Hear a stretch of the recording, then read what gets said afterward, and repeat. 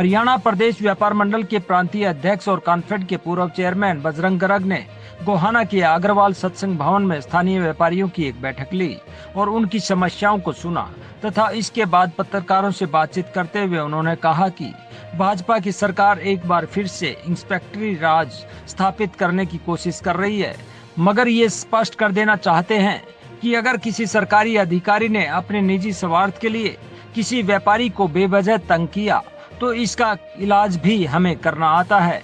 सरकार हर चीज पर टैक्स वसूलती है तो फिर अधिकारी जाकर क्यों व्यापारियों को तंग करते हैं। उनकी मांग है कि सरकार उद्योगों और व्यापार को बढ़ावा दे ताकि रोजगार सृजन हो सके।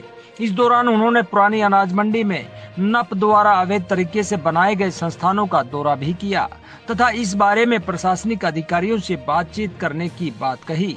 इस मौके पर गोहाना व्यापार मंडल के अध्यक्ष विनोद जैन, रामधन भारती, दीपक मेहता, मोहन वर्मा, सतीश गर्ग, श्यामलाल वशिष्ठ, पार्षद बिट्टू जैन, जगबीर जांगड़ा तथा नरेंद्र बंसल आदि लोग मौजूद रहे। हमारा मुख्य उद्देश्य हरियाणा के अंदर व्यापार बढ़े, उद्योग बढ़े और बेरोजगारों को रोजगार व्यापार व उद्योग के माध्यम से मिले, ये हमारा मुख्य उद्देश्य है। सरकार बार बार एक बात कहती है कि हरियाणा के अंदर व्यापार व उद्योग को बढ़ावा दिया जाएगा। कि मैं गोहाना की धरती में बैठा हूँ जो हरियाणा का सेंटर को आता है और यहाँ तक कि हर सरकार बनाने में गोहाना की धरती का बहुत बड़ा योगदान है, मगर लगातार मैं देख रहा हूँ अनेकों सालों से यहाँ व्यापार भी पिछड़ा है, कोई नए उद्योग नहीं लगे हैं, तो लोगों को रोजगार कैसे मिलेगा। तो सबसे ज़्यादा जरूरी है कि उद्योगों को बढ़ावा देना, व्यापारियों को ज़्यादा सुविधा देना। उद्योग कैसे लगेंगे?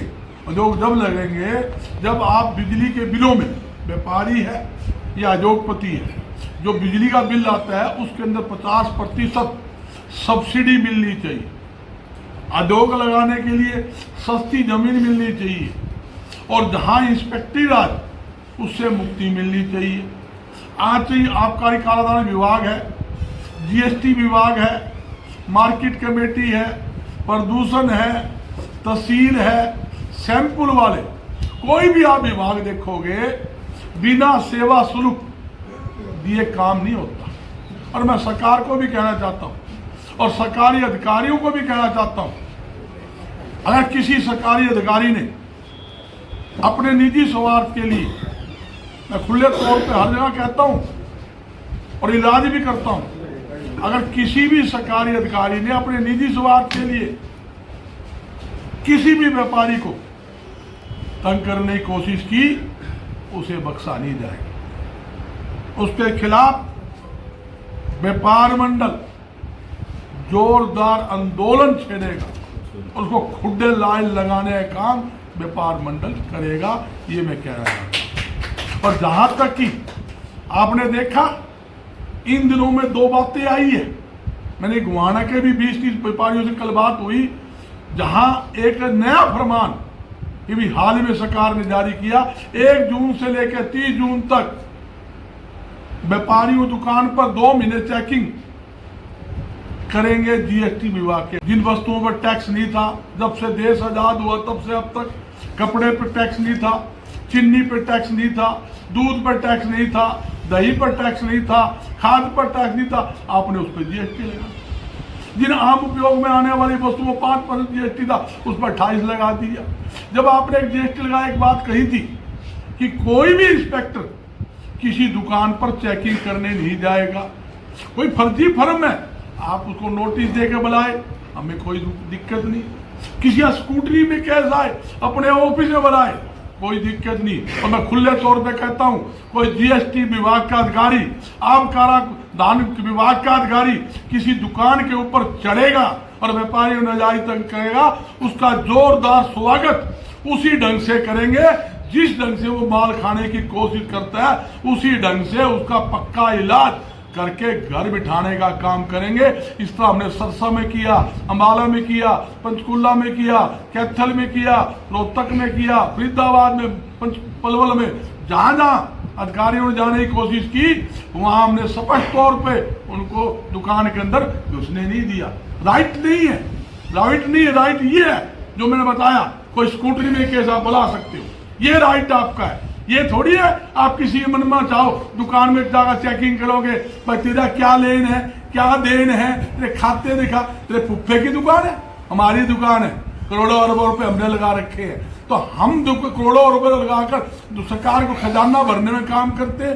रोज सरकार का बयान आता है, केंद्र की सरकार का, प्रदेश की सरकार का, क्या बोलते हैं, आई क्वार्टरली नु कहते हैं जीएसटी और हरियाणा का एसजीएसटी, दोनों टैक्स पहले से हमारा डेढ़ा आ गया, दुगना आ गया, 80% ग्रोथ हो गई, 70%। अरे जब हम ईमानदारी टैक्स भर रहे हैं तो हमारा गला क्यों घोटा जा रहा है?